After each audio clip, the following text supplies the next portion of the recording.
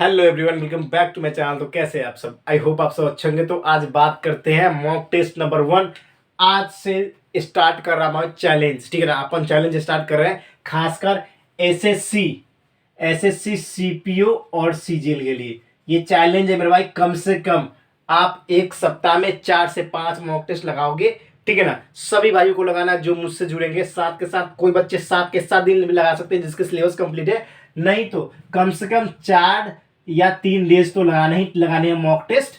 और उसके बाद करूंगा क्या, मॉक टेस्ट लगाने हैं और मैं बताऊंगा आपको टेलीग्राम पे किस ईयर का पीवाईक्यू और कौन सा शिफ्ट का लगाना है। तो देखो मेरे भाई, एक चीज बताओ मेरे भाई, आज जो मैंने मॉक टेस्ट लगाया था 18 जैन या फेब था, ठीक है ना।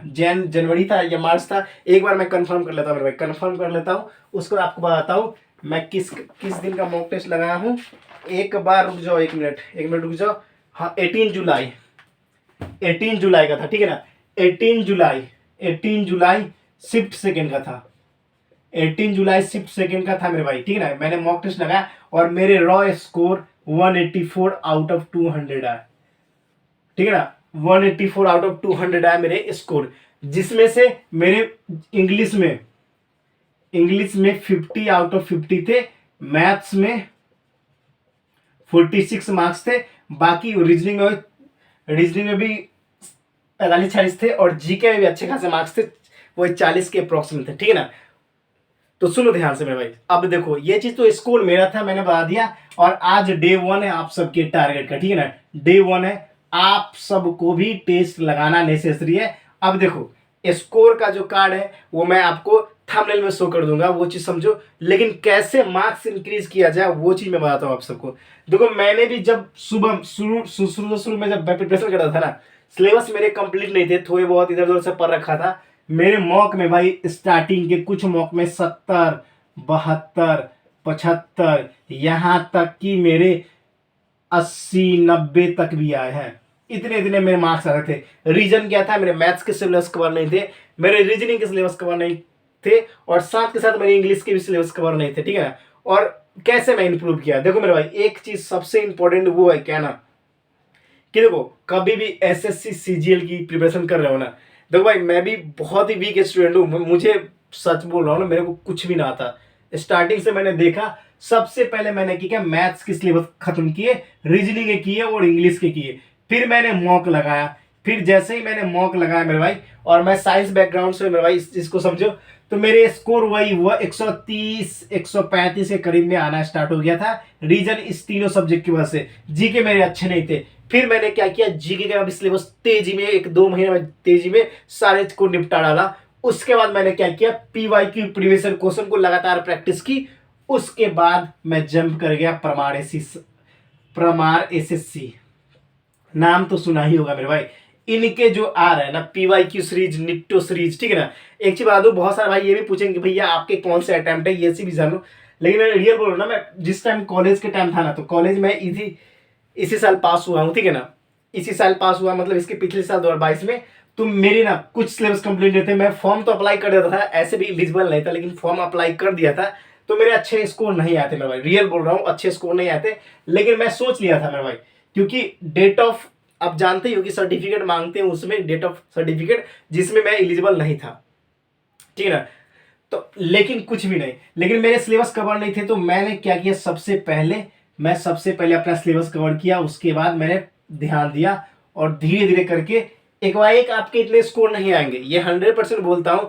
देखो कुछ बच्चे ऐसे होंगे, ये भी कमेंट कर सकते हैं कि भैया कि इतने स्कोर कैसे लाएं, ठीक है ना। ये भी आपके हो सकते हैं। साथ के साथ ये भी हो सकता है कि भैया मेरा स्कोर ही नहीं बढ़ रहा है, ये भी हो सकता है। शुरुआत के करीब में ना मैं भाई बहुत झेले हैं, मैंने बहुत झेले हैं। मैं बोल रहा हूँ ना आपको, मैं जब 10-12 टेस्ट लगा लिया ना, तो मेरे स्कोर नहीं बढ़ रहे थे ना। मैंने क्या किया ना, शट डाउन किया। सबसे पहले मॉक टेस्ट लगाना, पहले मैंने सारे सिलेबस कवर किए। उसके बाद मैंने मॉक टेस्ट लगाया, तो एनालिसिस किया कि यार मेरे वो सारे कॉन्सेप्ट क्लियर नहीं है अभी तक। तो मैंने वो सारे कॉन्सेप्ट क्लियर किए। साथ के साथ इंग्लिश के लिए, देखो मेरे भाई मैं बिहार से हूँ और आपको पता है कि बिहारी सबका इंग्लिश कैसा होता है, हम लोग का, समझ गए। तो इंग्लिश स्ट्रॉन्ग करने के लिए यार देखो, कम्युनिकेशन अलग चीज होती है और इसकी इंग्लिश अलग चीज होती है। वो कैब के लिए मैंने A to Z पढ़ा मेरे भाई, A to Z Rani ma'am का देखोगे, ठीक है ना। बाकी मैंने ग्रामर के कॉन्सेप्ट गोपाल वर्मा सर से पेड बैच ले किया, उसके बाद लगातार मैंने प्रैक्टिस की। उसके बाद तीसरा मेरा क्लोज टेस्ट में बहुत गलत होता था, क्योंकि मैं लैंग्वेज नहीं समझ पा रहा था, ठीक है ना। लैंग्वेज नहीं समझ पा, जिसकी वजह से मेरे क्लोज टेस्ट भी गलती होते थे। अभी भी एक आध दो हो जाता है यार, ठीक है ना। अभी भी 100% कोई भी चीज नहीं होता। लेकिन मैंने क्या किया कि मैं ना एडिटोरियल होता है ना, एडिटोरियल एडिटोरियल ठीक है ना, एडिटोरियल उसको पढ़ना स्टार्ट किया, ठीक है ना। एडिटोरियल पढ़ना स्टार्ट किया, उसके बाद हुआ क्या, धीरे धीरे धीरे करके मैं अंडरस्टैंडिंग डेवलप करने लगा और धीरे धीरे करके मेरे स्कोर बूस्ट हो गए। तो आपको एक ही चीज बोलूंगा मेरे भाई, अगर आपका सिलेबस 60-70% कंप्लीट है ना, आसानी से मॉक टेस्ट दे सकते हो। और चैलेंज ले लो कि देखो बहुत सारे बच्चे ये भी करते हैं ना कि सिर्फ सिलेबस ही कवर करने में लगाते हैं, ऐसा नहीं करना है। मैथ्स का सिलेबस कवर हो गया लगभग 70-80%, रीजनिंग का तो लगभग सही बच्चों को आता है, कुछ कुछ चैप्टर फंसते हैं तो उसको कंप्लीट कर लो। बाकी आप इंग्लिश पे अपने कमांड कर लो और टेस्ट लगाओ यार, ठीक है ना।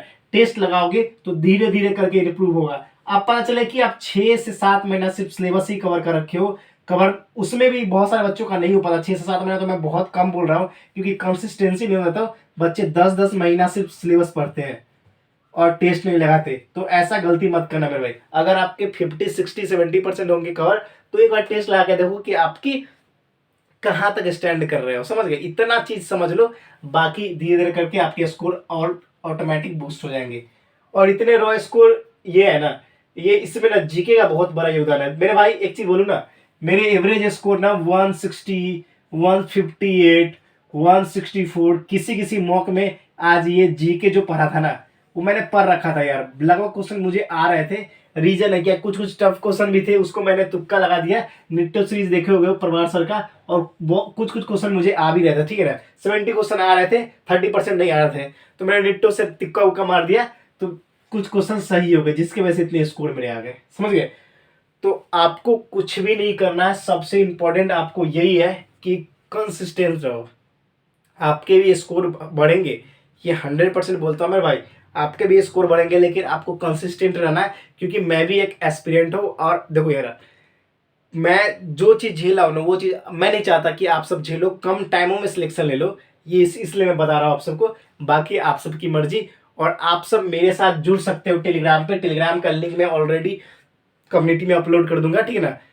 पिन कर दूंगा, वहां से जुड़ जाना। और लगातार चैलेंज है, आज डे 1 है, और मॉक टेस्ट के स्कोर अपना शेयर करना मेरे भाई, सारे भाई कमेंट में लिख देना कि आपके कितने स्कोर है, आपका कितने सिलेबस बचे हैं, और अगली बार सीजीएल 4 ना है कि नहीं, ये भी कमेंट सेक्शन में जरूर बताना, ठीक है ना। तो बाकी चैनल को सब्सक्राइब और शेयर कर देना, ठीक है। जय हिंद, जय भारत, वंदे मातरम। स्कोर शेयर करना मत भूलना, चाहे जितने भी मार्क्स हो, क्योंकि वो मार्क्स आपके अपनी मेहनत की है, समझ गए। तो धीरे धीरे आपके मार्क्स बढ़ेंगे, कोई जरूरत नहीं है मोरल डाउन करने का, धीरे धीरे इंक्रीज हो जाएंगे। जय हिंद।